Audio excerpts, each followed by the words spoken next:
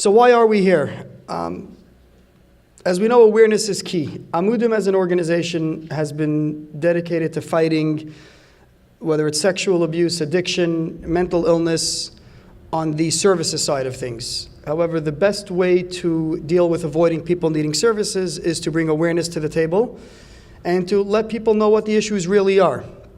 And lately, more than ever, these things are coming to light, whether it's because of the tragedies that are befalling our communities, whether it's because of people everybody that I know knows somebody who either directly or indirectly has a friend, a relative, someone they went to school with that's familiar with these things.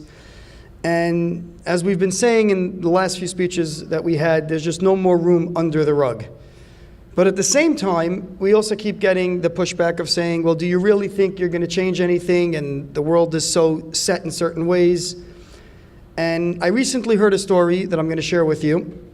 And while I don't know if I'm going to change anything or everything, but I know I'm going to do my part to try, and I think it's really not one person, it's really a lot of teamwork, and it's a lot of people getting together and accepting the fact that these things happen. And it starts from parent bodies and schools, getting the schools to make changes, implementing protocols, safety precautions, whether it's in shuls, youth programs, summer camps, and things of that nature. But there's a great story that I heard said in the name of Rabbi Eckstein. Rabbi Eckstein had a few children that died of Tay-Sachs many, many years ago, before people in the community knew what Tay-Sachs was. And he decided he was going to do something about it. And he created an organization called Dar Yesharim, which did genetic testing. And for the first many years, he was actually public enemy number one. Many people don't know this, but he was banned by a lot of schools, organizations, communities saying, you're playing God, how dare you tell who could marry who? And then it took time to the point that it became a household thing and everybody has done it.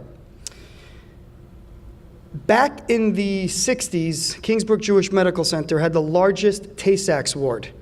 And that was really a place where kids really just went for hospice care and pain management till they were going to pass away.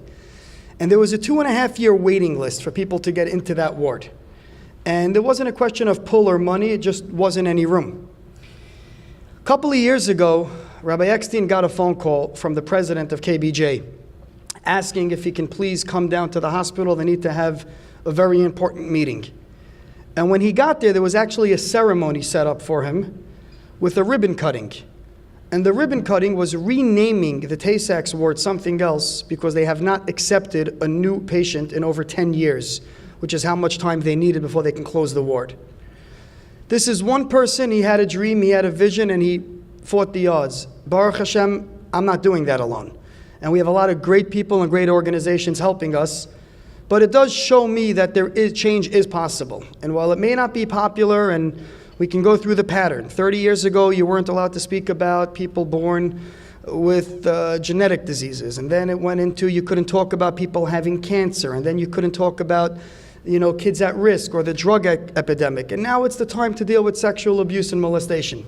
So we're just going to follow the pattern of those before us and do our part as best as we can to bring awareness and provide services and help each and every person, one soul at a time, get the confidence, the healing, and the help that they need.